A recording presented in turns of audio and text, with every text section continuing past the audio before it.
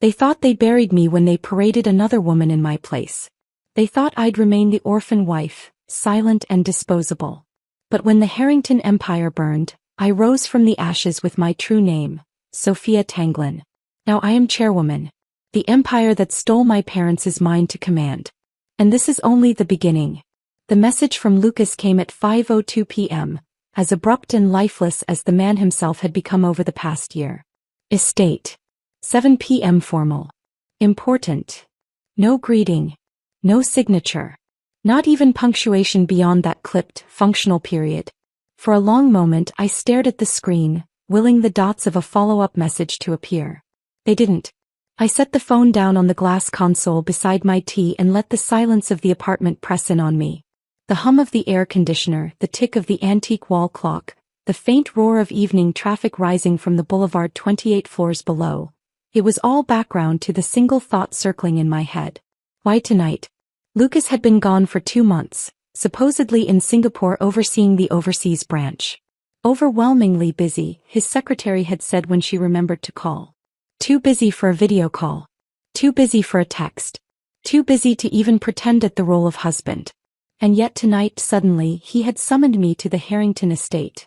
The first time in 4 years of marriage that I'd been invited inside its banquet hall. I drained the last sip of jasmine tea, then crossed into my dressing room. The lights came alive in soft sequence.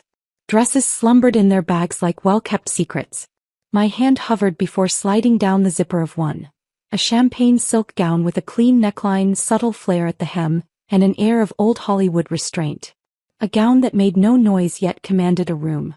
I laid it across the bed, then sat at my vanity. The mirror reflected a woman who had learned, over time, to sculpt armor out of cosmetics. My makeup tonight was minimal but precise. Luminous skin eyeliner drawn in a single confident stroke, lips painted with the shade of calm defiance. My hair I pinned into a simple updo, the kind that looks effortless but takes the patience of a surgeon. When I was finished, I looked like a woman who could stand in a hall of enemies and never flinch. The phone remained silent. I slipped it into my clutch along with lipstick, an ID, and a mint. My fingers hesitated before adding one more thing. A sleek, metallic object no bigger than a paperclip. Cold at first, then warm as if it recognized me. I tucked it inside. Overwhelmingly busy, I murmured and fastened the clasp. The elevator descended through 28 floors of strangers before opening into a lobby of black marble polished into a mirror. Arun, the doorman, straightened with the little bow he reserved only for me. "Miss Reynolds," he said. "Your driver is waiting." "Thank you, Arun." Outside, Naveen had already pulled the sedan to the curb. He opened the door with ceremonial precision. The evening air smelled faintly of rain, that suspended moment before the sky makes its decision. I gathered my dress and slid into the leather seat. "The estate," I said. We moved through the city as twilight deepened. Streetlights flared awake. Glass towers caught the last blush of sun. Pedestrians hurried home or toward dinners where someone would be waiting. I stared out at them and wondered what it must feel like to know someone is waiting. On the expressway a billboard loomed. Victor Tanglin, 10 lessons in building what last. My chest tightened. I looked away.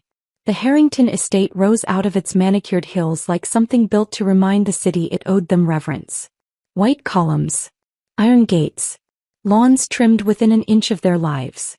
The family liked to call it a heritage property, though everyone knew the Harrington fortune was only 3 generations deep.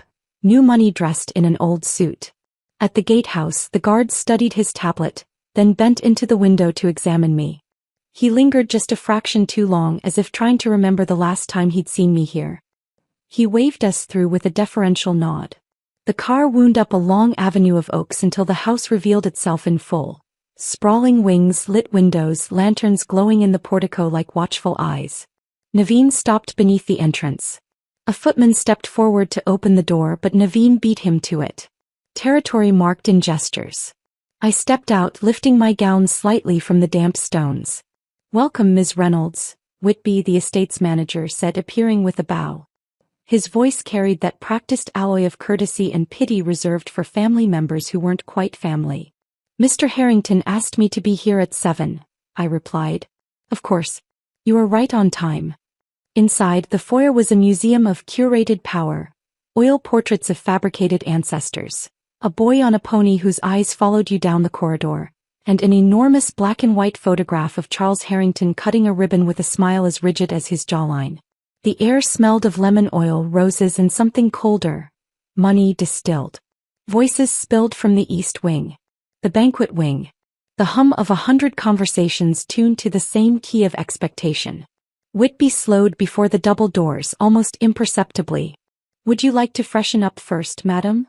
Translation: Are you sure you want to step in there? "I'm fine." He inclined his head and pressed a hidden panel. The doors began to open.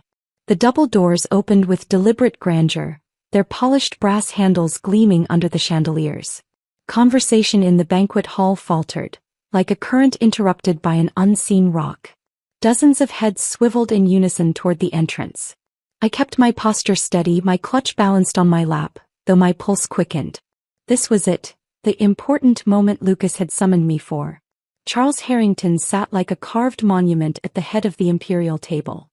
His gaze, hard and unyielding, swept briefly over me before shifting to the doors.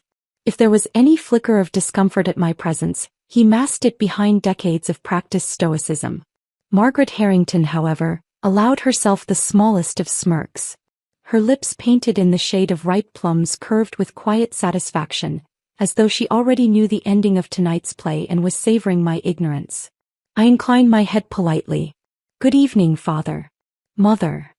Charles gave me the barest nod, nothing more than a muscle twitch of acknowledgement. Margaret tilted her head, her eyes scanning the champagne gown I'd chosen, her gaze lingering just long enough to make it clear she was weighing my worth against the moment about to unfold. "Sophia," she murmured. "I didn't expect you." I smiled faintly, even as I heard the undercurrent beneath her words. "I didn't want you here. Lucas insisted," I replied evenly. "He said tonight was important. He told me I must come." The silence that followed was thin and strained, like a violin string pulled too tight. Margaret's smile stiffened into place, but her eyes betrayed the smallest flash of irritation. Charles lifted his wine glass and set it down again without drinking, the stem making a sharp click against the crystal plate. Then the doors opened wider and Lucas Harrington entered. He carried himself with the confident stride of a man who knew every gaze belonged to him. His tuxedo was perfectly fitted, his dark hair smoothed back, his jaw freshly shaved. But he wasn't alone. In his arms, swaddled in pale blue silk, was a baby. Its tiny face peeked out, ruddy and soft, asleep against Lucas's broad shoulder. At his side, gliding with the serenity of a queen consort, walked Isabel Hart. The breath in my lungs stalled. She wore an ivory suit that clung to her slender figure, every line tailored to emphasize her elegance. Her hair, chestnut brown and glossy, was styled in soft waves that framed her radiant face. A glow clung to her skin, the unmistakable glow of a new mother. Her hands, manicured to perfection, hovered protectively near the infant. I felt the air around me constrict. The whispers began immediately, rippling outward like a pebble striking still water. "Is that Isabel Hart?" "By God, it is. She studied with Lucas in college, didn't she? Weren't they close? And the baby, already this big?" Each word slashed through me, though I sat perfectly composed, my chin lifted, my shoulders squared. Lucas walked toward the head table with the confidence of a man delivering good news, not detonating a bomb. His eyes swept over the hall, pausing only briefly on me. There was no flicker of guilt. No hesitation. Only pride. He stopped before his parents and dipped his head slightly in greeting. "Father. Mother." Margaret reached for Isabel's hand with a warmth I had never received. "Lucas," she said, her voice bright, "what a perfect evening." Then Lucas turned to me. "Sophia," he said lightly, as though we'd simply run into each other in a hallway. "You're here." My lips curved in a small, polite smile. "You said tonight was important. How could I not be?" He held my gaze for a moment, then broke it as if I were an afterthought. Facing the guests, he lifted his voice, strong and assured, carrying easily to every corner of the hall. "Ladies and gentlemen," he began, "thank you all for coming tonight. Your presence honors us. Tonight, we celebrate a joyous occasion for the Harrington family." The murmurs fell into a hush. Dozens of eyes blinked toward him, then toward Isabel, then back to the baby in his arms. Lucas smiled broadly, pride radiating from him. He adjusted the infant in his hold and continued. Tonight we celebrate the 1-month birthday of my son. The words dropped like stones into water. Gasps rippled through the hall. Glasses stilled halfway to lips. Chairs creaked as guests leaned forward, as though hearing couldn't be trusted without seeing too. The shock was not subtle. It was thunderous. Everyone in this room knew Lucas and I had been married for 4 years. Everyone knew we had no children. Everyone knew Isabel Hart was his former flame from university. The one woman he had never quite released, though he married me. Now here she stood at his side, radiant with the triumph of new motherhood, while I sat at the head table, invisible, irrelevant. Lucas turned, his arm slipping around Isabel's waist as though claiming her as firmly as the child in his arms. His smile softened, his eyes tender. And this, he declared, is Isabel Hart, the mother of my child. The applause came, awkward, scattered at first, then swelling into a polite wave, though beneath it hummed the electric crackle of scandal. Guests exchanged glances, mouths covered by champagne flutes, eyes darting between me and the glittering tableau before them. I sat perfectly still, my fingers tightening around the stem of my glass until I feared it might shatter. Inside my heart cracked, each beat sharp and jagged. But my face remained calm, a porcelain mask refusing to break. Lucas looked out over the hall with the satisfaction of a man unveiling his greatest achievement. Isabel lowered her lashes demurely, though the corners of her lips betrayed the tiniest curve of triumph. And the baby, Lucas's joyous occasion, whimpered softly in his arms before settling once more into sleep. The chandeliers glowed brighter, as though to spotlight this new family at the center of it all. I could feel every eye flickering toward me, waiting for my reaction. Waiting for the wife to crumble, to storm, to rage. But I gave them nothing. I simply sat there, champagne silk shimmering beneath the lights, my smile as fragile as glass, and let the silence of my dignity speak louder than their applause. And in that silence, the realization struck with brutal clarity. This had been arranged, planned, proved, celebrated by everyone but me. I had been the only one in the dark. The applause still echoed faintly, a brittle sound that did not match the scandal that had just been unveiled. When it faded, the silence that followed was heavier than stone. I sat frozen, my back straight, my hands hidden neatly in my lap. Outwardly composed. Inwardly, my stomach twisted until I thought I might choke on air. At the head of the table, Margaret Harrington rose first, her sapphire brooch flashing as she leaned forward. Her smile was warm, almost indulgent, directed not at me but at Isabel. "Isn't she radiant?" Margaret cooed, reaching for Isabel's free hand. "And the child, what a gift! What a blessing to the Harrington family." Isabel lowered her lashes, feigning modesty, though the corners of her lips trembled with barely concealed triumph. She shifted closer to Lucas, her ivory suit brushing his sleeve. Charles finally spoke, his voice deep and deliberate. "Lucas has done his duty. The Harrington family must have its next generation. This is what matters." My chest constricted. His words weren't meant for me, they were spoken past me, through me, as though I were air between bodies. I looked at them both, searching for even a flicker of shame. There was none. Only satisfaction. Then Margaret's gaze snapped to me. Her smile stiffened, her tone dipped lower, silk stretched over iron. "Sophia," she said sweetly, "you needn't feel threatened. Isabel is a good girl. She won't take your place. From now on, you'll be like sisters, taking care of Lucas and the child together."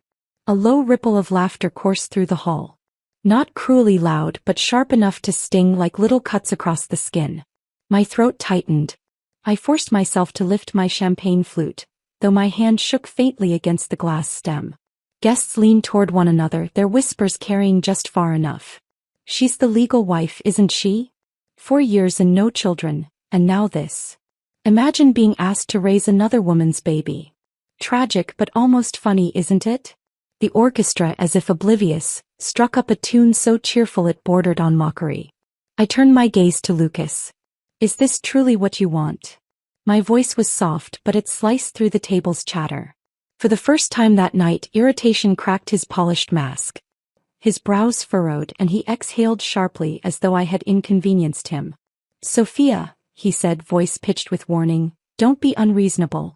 Isabel gave birth to my son. I have a responsibility, to her and to the child. A murmur of approval rippled through the crowd, as though he were a man of rare virtue rather than a husband parading his mistress in front of his wife. Isabel leaned her head delicately against his shoulder, the picture of fragile contentment. She turned her luminous gaze to me. Don't worry, sis, she murmured, her voice dripping with faux sincerity. The baby will respect you. We'll all live together as one family. My heart thundered, but outwardly I laughed. Not loudly, but with a hollow sound that rang strange in the grand hall. A sound that made the closest guests shift uncomfortably in their seats. Lucas's eyes narrowed, a warning. Sophia, don't make a scene. Everyone is watching. As if I needed reminding. Every gaze in the hall had already skewered me, dissecting my silence, savoring my pain. I sat, trapped in the glow of chandeliers, trapped in the Harrington name I had worn for 4 years, and understood with piercing clarity. This was never sudden. This had been planned, arranged, orchestrated, by Lucas, by his parents, by Isabel, and I had been the only one left in the dark. The applause, the whispers, the careful approval of my in-laws, none of it was spontaneous. It was a stage. And I was the fool who had been summoned to play her part without a script. The orchestra played on, violins drawing a falsely cheerful tune over the brittle silence that had settled at the head table. Glasses clinked here and there, but they were nervous sounds, not celebratory ones. I sat perfectly still, a porcelain statue in champagne silk, my lips curved in a faint, inscrutable smile. Around me, guests whispered and tittered, some trying to hide it behind raised hands, others bold enough to let their curiosity spill across the tablecloth. Lucas had expected me to break, to crumble under the weight of public humiliation. He had orchestrated this reveal with all the precision of a corporate presentation, convinced he held every advantage. But what he didn't understand, what none of them understood, was that I had been waiting for this. The final, unforgivable blow that would free me from all hesitation. I lifted my gaze, meeting Lucas's eyes across the width of the table. His arm was still looped around Isabel's waist, his hand possessive, protective. She leaned into him, radiant in her triumph, her lashes lowered like a bashful bride. Is this truly what you want, Lucas? I asked softly. A hush fell. The nearby guests tilted their heads to catch every word. Lucas's expression soured. Sophia, he said, irritation coating my name. Don't be dramatic. Isabel gave me a son. That child is my blood. I have a responsibility. Responsibility, I echoed, my voice low, steady. I leaned forward slightly, the light from the chandeliers striking the planes of my face. Interesting word. Do you know why we never had children, Lucas? A ripple of curiosity spread through the hall. Guests shifted in their seats. Margaret stiffened, Charles's jaw twitched. Lucas frowned. Don't start. But I did. Because I made sure of it, I said clearly, each word like a drop of acid. From the very first night of our marriage I prevented it. Every time without fail. I never intended to give you a child. Gasps erupted like a wave crashing against rock. Forks clattered against china. Someone at the back choked on their drink. Lucas's face blanched, then flushed a dangerous red. You what? I didn't flinch. Did you think I would tether myself forever to you? Did you think I would give the Harrington family the leverage of my body when I already knew where your loyalties lay? Isabel's hand tightened around the baby's blanket. Her lips parted in a gasp that sounded almost rehearsed. Sophia, you misunderstood us. I cut her off with a raised hand, my eyes never leaving Lucas. 2 years ago. When you insisted she travel abroad with you to develop new markets. My voice dripped with contempt. Do you remember, Lucas? Because I do. That was when I stopped even pretending to hope for fidelity. The whispers sharpened into a buzz. So it's true. All along. He brought her overseas? Lucas slammed his glass onto the table, the wine sloshing violently. Enough. Enough. I tilted my head. You've paraded your mistress and bastard child before me, before your family, before the entire city, and you tell me enough? His eyes burned with rage. Watch your mouth. Margaret leaned in, her voice low and warning. Sophia, this is unbecoming. Sit quietly, don't embarrass yourself further. I laughed, sharp and cold. Embarrass myself? I am not the one flaunting adultery as celebration. Lucas shot to his feet, his chair scraping harshly against the marble floor. He raised his hand, whether to silence me or to strike me I didn't care. The entire hall froze, breathless. I didn't flinch. If you touch me, I said, my voice cutting like a blade, the Harrington Empire will collapse before your hand falls. His arms stiffened midair, trembling with fury. What nonsense are you spewing? I reached calmly for my clutch, unfastening the clasp. My fingers closed around the sleek metallic device hidden within. The hall seemed to lean in, hungry.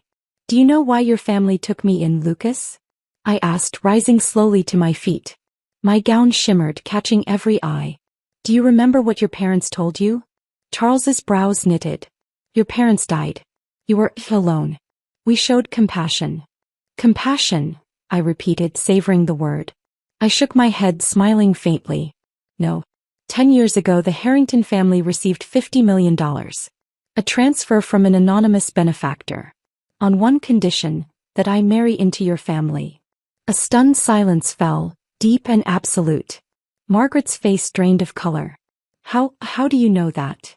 I held up the device in my hand, a phone, its screen already glowing. Because the money came from my uncle. Because he never trusted the Harringtons. And because he has been waiting for this moment just as I have. The audience erupted, gasps, murmurs, shocked laughter. That's impossible. She was an orphan. What is she saying? Lucas staggered, his face pale with disbelief. You're lying. I dialed with a single tap, pressed speaker and lifted the phone. A calm, authoritative voice answered instantly. It's time, I said. Understood, President Tang, the voice replied. Gasps rolled through the hall like thunder. The words spread, murmured from table to table. Tang, Tang, Tang. I slipped the phone back into my clutch and looked at Lucas, at Margaret, at Charles. All of them paling, all of them realizing too late. You wanted to humiliate me tonight, I said, my voice steady, resonant in the vaulted hall. But you've only handed me the perfect stage. Ladies and gentlemen, I turned slightly, addressing the rows of gaping faces. Allow me to introduce myself properly.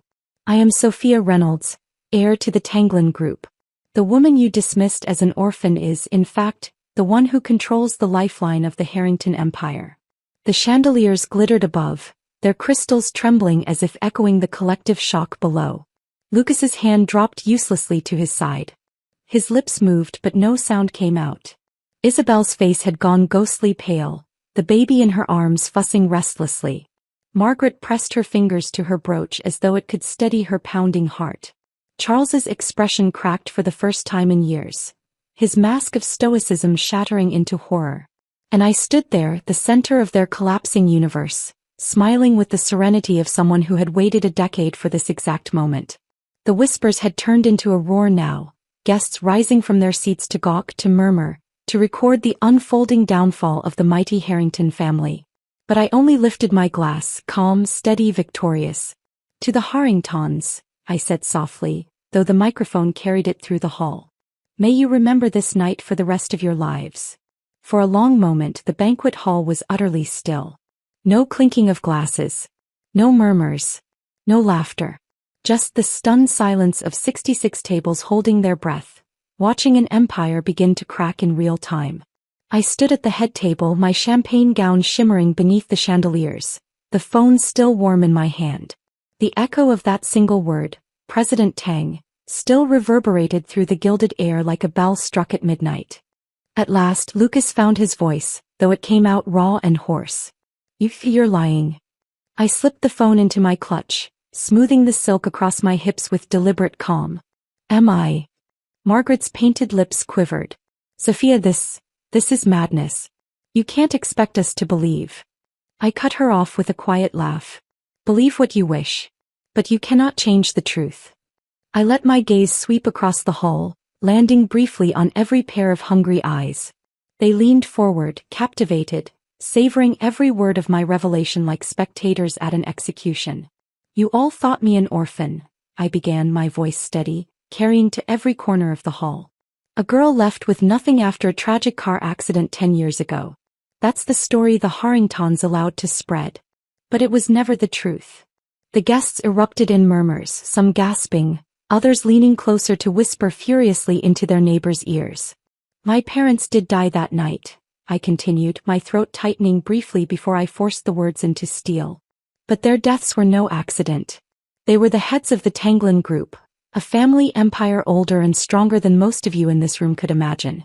They were targeted, eliminated, because their power threatened too many others. And when the wreckage was cleared, the world was told their only daughter had died as well. I paused, watching their faces pale, watching their hunger sharpen. But I did not die. My uncle Victor Tanglin whisked me away.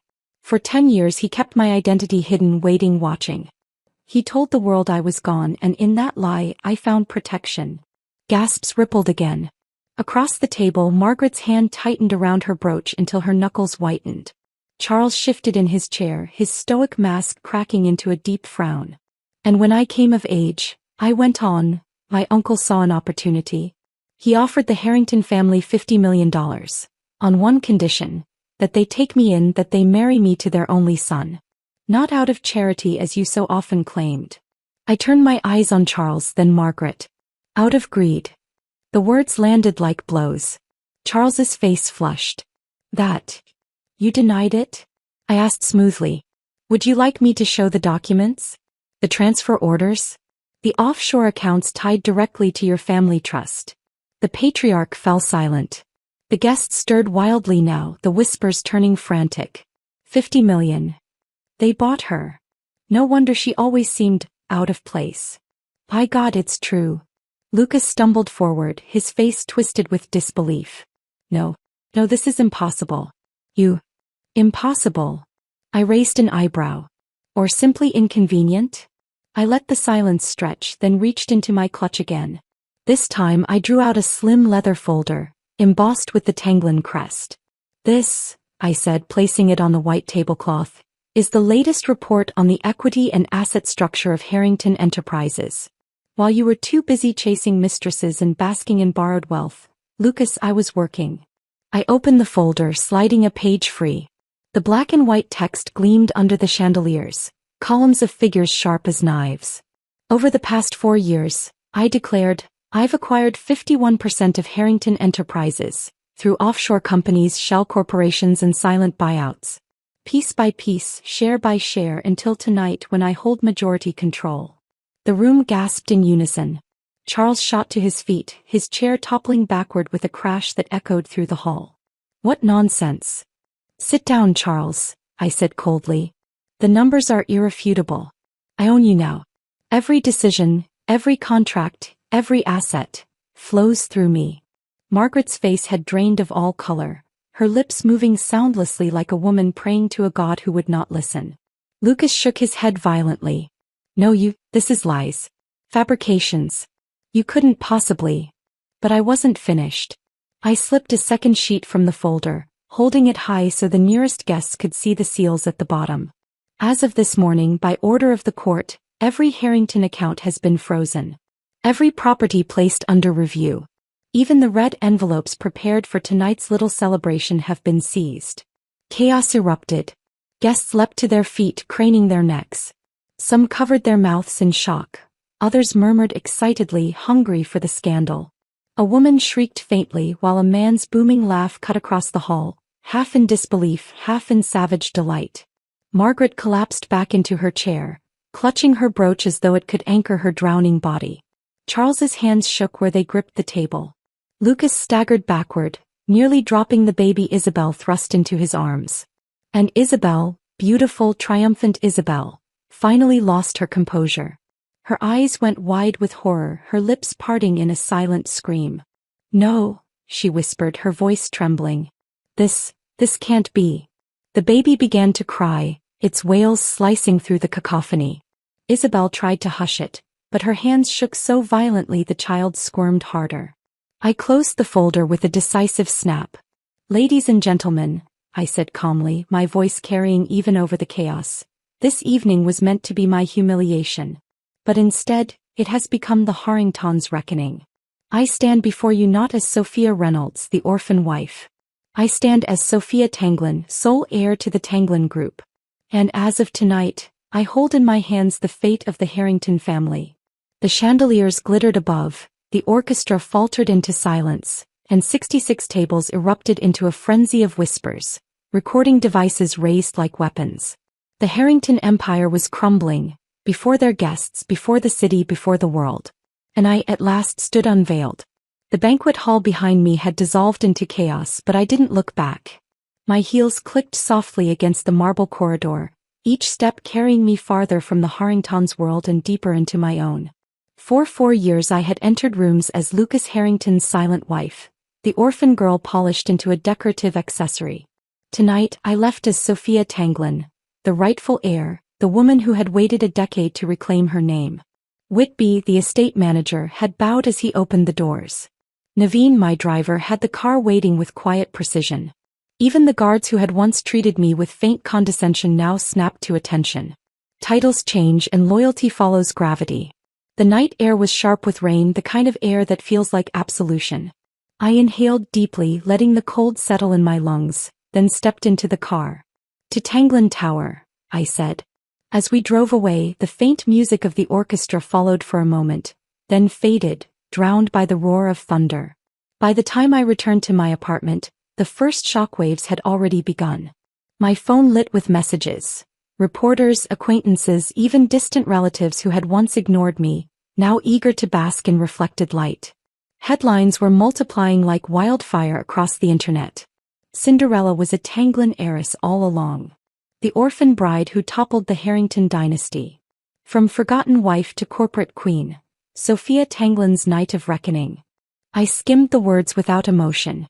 Public opinion shifts with the wind. What mattered was not their approval but the reality. The Harrington Empire was finished. It was close to midnight when the doorbell rang. On the surveillance screen, Lucas stood outside.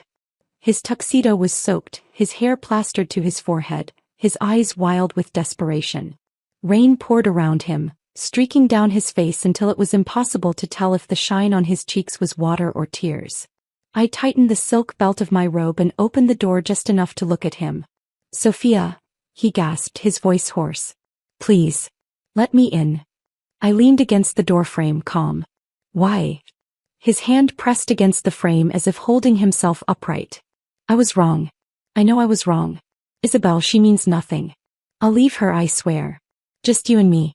We can start over." I tilted my head, studying him as though he were a stranger. "You'll leave her?" "Yes," he said quickly. "I'll tell her tomorrow. I'll tell everyone. Just don't destroy us." The laugh that escaped me was bitter, sharp. "You think this is about Isabel? You think your betrayal can be erased with a promise?"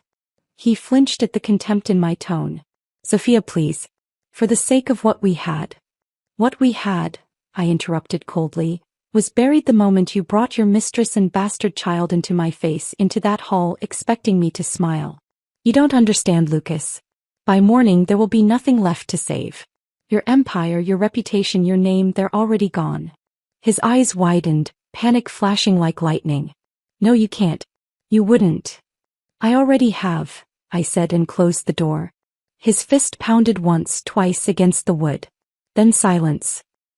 Rain poured around him, a man drowning not in water but in the collapse of everything he had built on lies. He stayed there for a long moment, shoulders heaving, before finally stumbling back into the storm, swallowed by the night. I did not watch him leave. I turned, locked the door, and let the silence of my apartment wrap around me like armor. By dawn the world had changed. My phone buzzed relentlessly with updates, but I had expected this. The statement from Tanglin Group had gone out on schedule. A calm confirmation of my identity, the announcement of my new role as majority shareholder of Harrington Enterprises, and a reassurance to the market that the transition would be handled with dignity and order. The press, of course, turned it into fire. Cinderella no more. Sophia Tanglin reveals herself as heiress at Harrington Gala. The hidden queen who crushed her husband's dynasty. From orphan to overlord, the fall of the Harringtons. News anchors replayed clips from the banquet hall that guests had leaked. My calm announcement, Lucas's pale shock, Margaret's trembling hand over her brooch.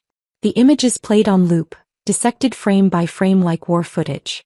On social media, hashtags trended worldwide. Hashtag Sophia Tanglin. Hashtag Fall of the Harringtons. #Cinderella. Where once I had been invisible, now I was everywhere. But it wasn't only me. The Harringtons were dragged into the light as well. Every past arrogance, every whispered scandal, every questionable deal, resurfaced like corpses floating up from the bottom of a dark lake. And Isabel Hart. At first, some outlets painted her as the tragic other woman, seduced, perhaps manipulated, a victim of Lucas's weakness.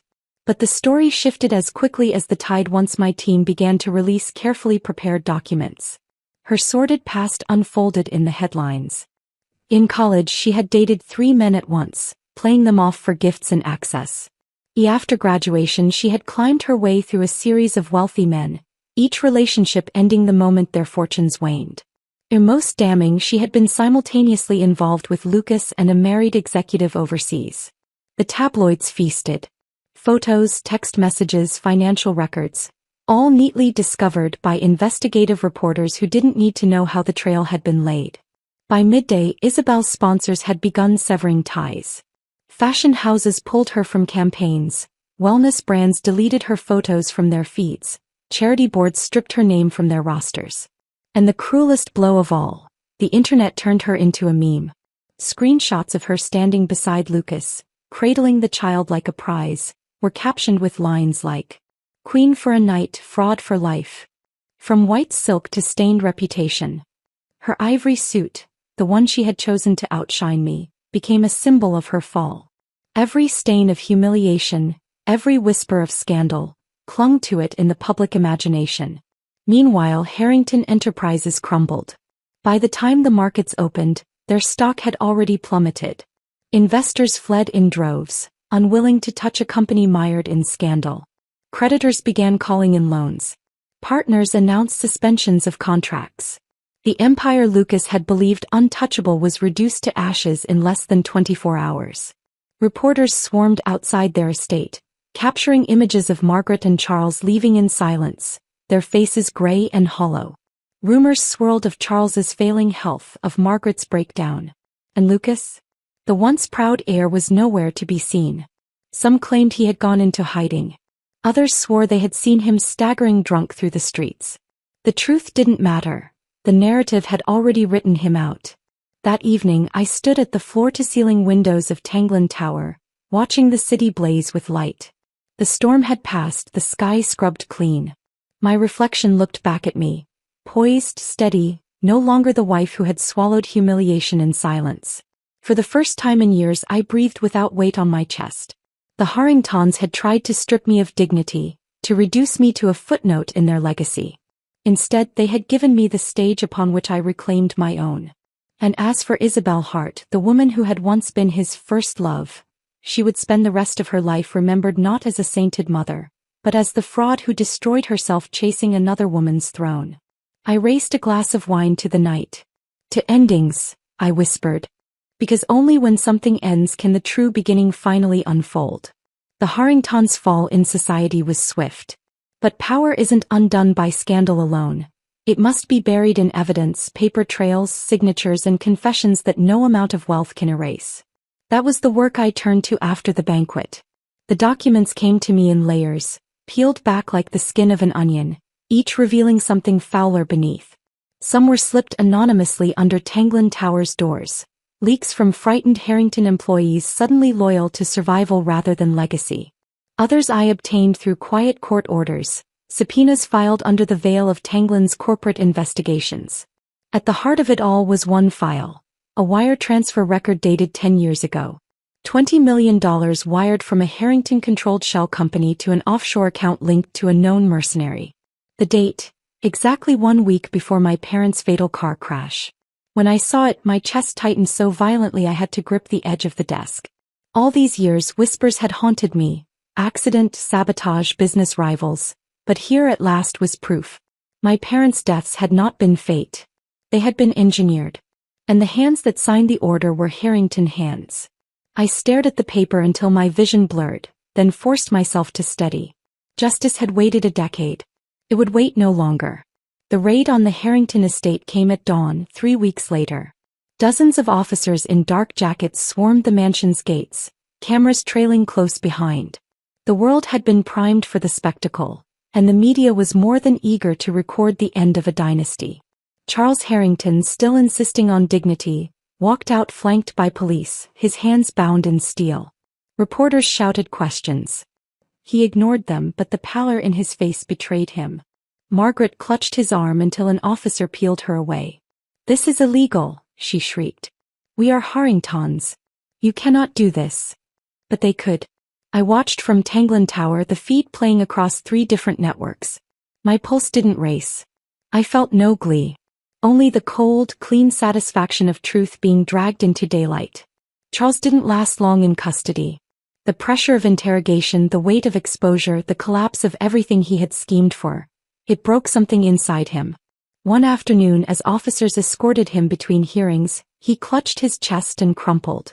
By the time doctors stabilized him, the damage was done. He had suffered a cerebral hemorrhage, leaving half his body paralyzed, his speech reduced to broken syllables. Justice had been delivered, but cruelly, it had left him alive, trapped in his own ruined body. Lucas fared no better. The evidence against him was overwhelming. Forged contracts, embezzled funds, offshore tax evasions. The courtroom was packed every day of his trial, journalists scribbling furiously as the prosecutors laid out transaction after transaction, each number another nail in his coffin. I sat through only one session. When the prosecutor projected Lucas's signature across the courtroom screen, dozens of them damning in their uniform arrogance, I turned away. The verdict came swiftly: guilty on multiple counts of corporate fraud, embezzlement and securities manipulation. The sentence, 15 years. The cameras caught him as the judge read the words. His once proud shoulders sagged. His eyes searched the crowd, perhaps for me. But I was not there to witness his final fall. He had lost that privilege. Isabel Hart's defense was pitiful. He wept, of course. She painted herself as a victim manipulated by Lucas, pressured into falsifying documents, forced into lies she never wanted. But the evidence shredded her story. Falsified identities on property deeds, forged expense claims, shell accounts opened in her name. Her glamorous facade crumbled under fluorescent courtroom lights. The judge, unimpressed by tears, delivered her sentence: 3 years for fraud and identity falsification. Once the darling of society, Isabel Hart left the courthouse in handcuffs, photographers capturing every miserable step. The ivory glow she had once worn was gone, replaced by the gray of disgrace. Margaret Harrington was the last to fall, but her collapse was the most dramatic.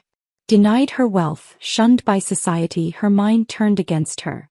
Neighbors whispered that she spoke to shadows at night, crying that her husband's sins had summoned ghosts. Servants reported her waking screaming, convinced she saw my mother's face in every mirror. One evening she was found wandering barefoot through the gardens, murmuring apologies to people long dead. She was admitted to a psychiatric facility soon after, her once calculating eyes now glazed with fear. For a woman who had prided herself on control, it was the cruelest end. A mind devoured by paranoia, haunted by guilt she could no longer conceal. When it was over, when Charles was confined to a wheelchair, Lucas sent to prison, Isabel disgraced and Margaret locked away, I visited my parents' grave. I laid 2 bouquets of white roses on the stone and traced their names with my fingertips. "Justice has been done," I whispered. At last. The wind stirred through the trees, rustling the leaves as though answering me. I stood a long while, not as the orphan who had once been powerless, but as the woman who had taken back everything stolen from her. And as I left the cemetery I felt it clearly: this chapter was closed. A month passed, but the ripples of the Harrington downfall were still felt across the city. Their marble estate was silent now, shutters drawn, gardens overgrown without the battalion of staff that once pruned them to geometric perfection. The name that had once struck awe in business circles had become shorthand for fraud, arrogance, and collapse. Meanwhile, Tanglin Group soared. Investors who had abandoned Harrington Enterprises pivoted eagerly to me. The woman they had once dismissed as an orphan wife was now Chairwoman Tanglin in all but title, and the markets responded with reverence. But first there remained one final task: the liquidation of Harrington Enterprises. The conference room smelled faintly of ink and tension. Papers spread across the long oak table, a battlefield reduced to columns and figures. My legal team sat in crisp rows, their faces neutral but eyes gleaming with the satisfaction of victory. "This document," Minji, my legal director, said, sliding a thick contract toward me, "finalizes the liquidation. Harrington Enterprises as an entity will cease to exist. Its prime assets, real estate, patents, logistics networks, are now absorbed into Tanglin Group." I picked up the fountain pen, its gold nib catching the light. For a heartbeat I hesitated, not out of doubt but to savor the moment. 4 years of humiliation, 10 years of silence, and tonight it came down to this stroke of ink. I signed. "Effective immediately," Minji confirmed, collecting the document. "Tanglin Group is the sole heir to everything the Harringtons built and lost." Silence followed, not the awkward kind but reverent. My staff knew. They understood that this was more than paperwork. It was closure.